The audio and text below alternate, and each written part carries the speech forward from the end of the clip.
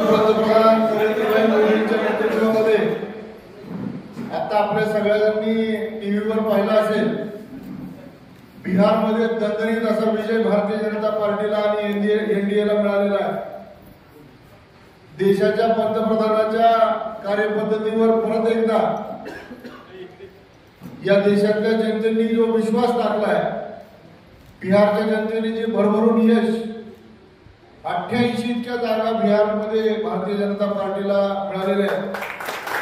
त्याच्यामुळे आपण सगळ्यांनी भारतीय जनता पार्टीच्या सर्व कार्यकर्ते, नेते, पदाधिकाऱ्यांनी आमदार श्री राणादादांच्या नेतृत्वात या आपल्या भारतीय जनता पार्टीच्या कार्यालयामध्ये देशाच्या जनतेने पुन्हा एकदा भारतीय जनता पार्टीला, बिहारच्या जनतेने पुन्हा एकदा भारतीय जनता पार्टीला स्वीकारल्याबद्दल बिहारच्या जनतेचे आभार आणि आपल्या भारतीय जनता पार्टीला मिळालेल्या निर्भेळ यशाबद्दल आनंद उत्सव साजरा करावा आणि त्याच्या संदर्भात माननीय राणादादांनी 2 शब्द या ठिकाणी बोलावे असं मी त्यांना विनंती करतो।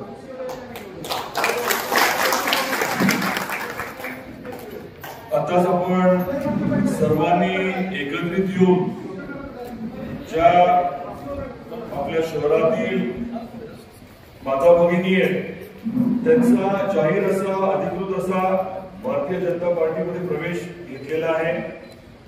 त्यांनी त्यांच्या भागातल्या काही अडचणी मांडल्या आणि त्या निश्चितपणे येणाऱ्या काळामध्ये आपण सोडवू याबद्दल आमची चर्चा झाली।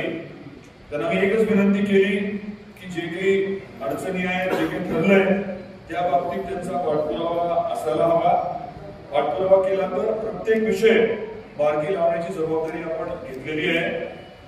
आपलं हे भारतीय जनता पार्टीचं जे कार्यालय आहे ते सर्वांच्या हक्काचं आहे।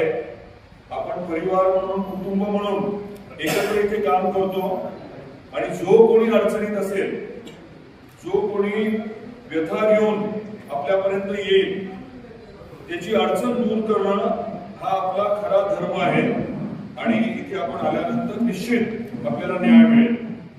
आता दत्ताभाऊंनी सांगितल्याप्रमाणे बिहारच्या निवडणुकीमध्ये ऐतिहासिक असं यश परत एकदा एनडीएने संपादित केले। आदरणीय नरेंद्र मोदी साहेबांच्या नेतृत्वावर प्रचंड विश्वास ठेवून, नितीश कुमार साहेबांच्या वरती प्रचंड विश्वास ठेवून आणि अमित शाह साहेबांची जी रणनीती असते त्याच्यामुळे लोकशाहीचा प्रचंड असा विजय बिहारमध्ये झालेला आहे आणि त्याबद्दल भारतीय जनता पार्टीचे आपण सच्चे कार्यकर्ते म्हणून, या कुटुंबाचे सदस्य म्हणून आपल्या सर्वांचं मनापासून मी अभिनंदन करतो।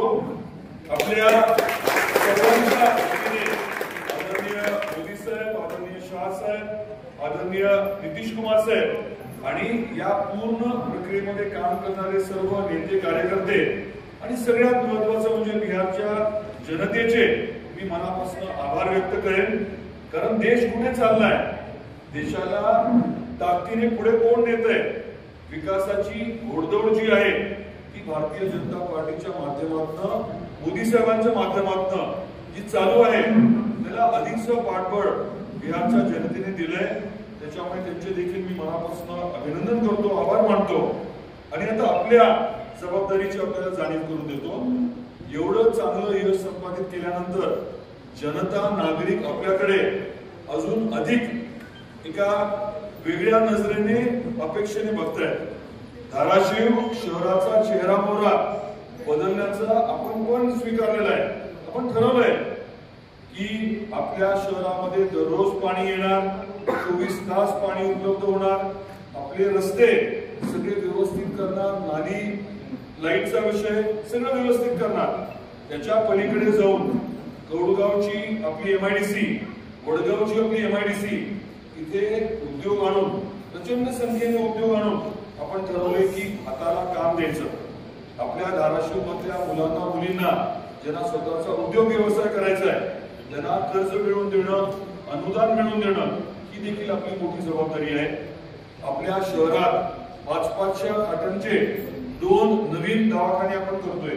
एक तर आपलं मेडिकल कॉलेज आणि त्याचा दवाखाना 500 खाटांचा, त्याच्याच बरोबरीने नवीन सिव्हिल हॉस्पिटल म्हणजे 1000 1000 खाटांचे दवाखाने 2 असे आपल्याकडे होणार आहेत. त्याच्या बरोबरीने जवळजवळ 300 डॉक्टर आपल्या शहरामध्ये आता नव्याने उपलब्ध होणार आहेत. रेल्वे स्टेशनचं तुम्हाला माहिती आहे, रेल्वेचं माहिती आहे. हे सगळं आपण करू शकतोय कारण भारतीय जनता पार्टी आपल्या बरोबर आहे. आदरणीय देवेंद्रजी फडणवीस साहेब आणि आपलं सरकार आपल्या बरोबर आहे.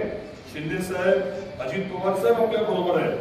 आणि हे सगळे बरोबर असताना आपली जबाबदारी वाढली आहे. आपला हा संदेश, विकासाचा संदेश हा प्रत्येक घरापर्यंत पोहोचवायचा आहे आणि एक एक मत आपल्याला भारतीय जनता पार्टीला कसं मिळेल याच्यावरती आपल्याला लक्ष केंद्रित करायचंय.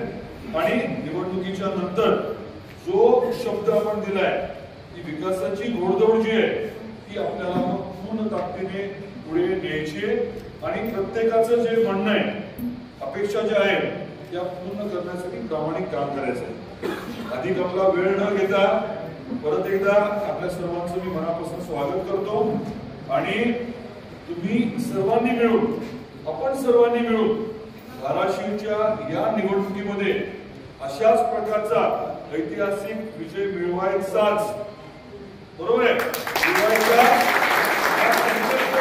आज आपण करूया. या ऐतिहासिक महत्वाच्या दिनी इंडियाच्या साठी हा ऐतिहासिक दिवस आहे, भारतीय जनता पार्टीसाठी ऐतिहासिक दिवस आहे आणि आपल्या देशासाठी आहे.